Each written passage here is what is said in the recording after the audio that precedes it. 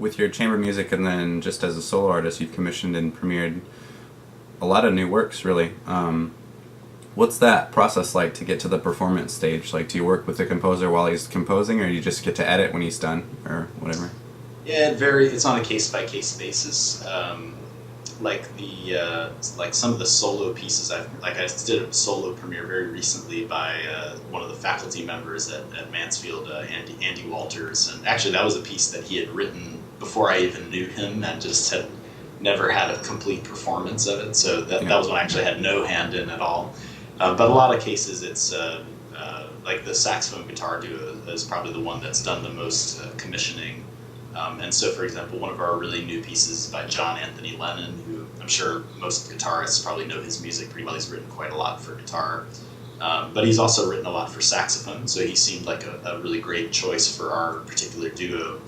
And we sort of, I didn't know John before we commissioned the piece, but we sort of went back and forth for a long time. We played a concert down there and kind of talked about, what we were looking for, what kind of thing he might be interested in writing.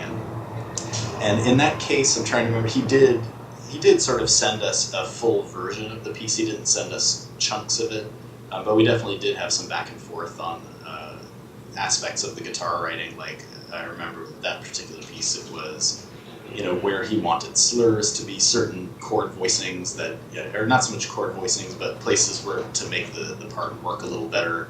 We shifted some things around, and actually that's a continuously evolving process. I just played that piece this past Saturday at Penn State, and he was there, and he watched us rehearse, and he keeps giving us pointers, little things to change about it. We did a recording session on that piece with him in June, and like literally we would play a section of the piece, and he would come out and say, "Oh, why don't you, take out this 16th note and change that to, so it's it can often be like an evolving process like that." And then there have been other pieces like another piece that the sax duo plays by a composer from Greece that we met when we played out there, and he just like sent us a PDF of the piece, and that was it. I think there were some guitar things that needed some fixing, but he pretty much just sent us like a full version of the piece, like without us even asking him for it in that case. So that happens sometimes too, that the pieces just kind of fall into your lap. So that varies widely. Yeah.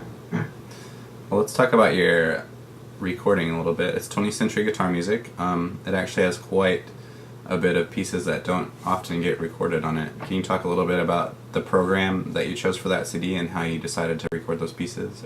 Sure. That recording, I made that, it was quite a while ago now. It was actually right when I finished my doctorate at Eastman.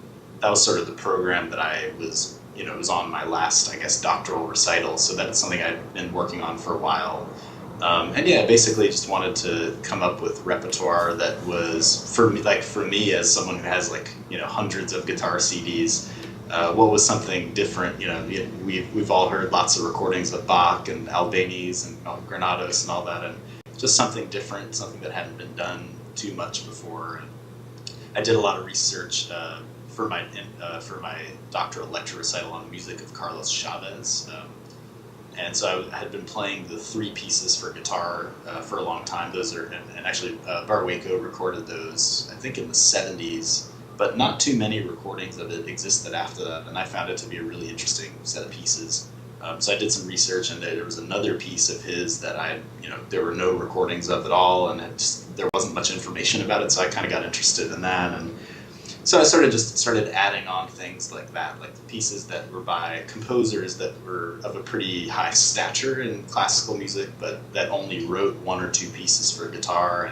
And maybe sometimes those pieces are hard to program because they're sort of weird outlier pieces, like the Mio piece, or there was even one that I recorded by Georges Auric, who's was a member of Les Six, like a very, a really important group of French composers, and he wrote this one little piece for guitar that's really interesting. It's based on the Mudara, the famous fantasy that everyone plays by Mudara, and so that seemed like an interesting group of pieces to throw together. The Poulenc Sarabande as well, certainly everyone knows his music in general, but I think a lot of people don't realize he wrote that little guitar piece, and I just thought it was like a nice set of things to put together.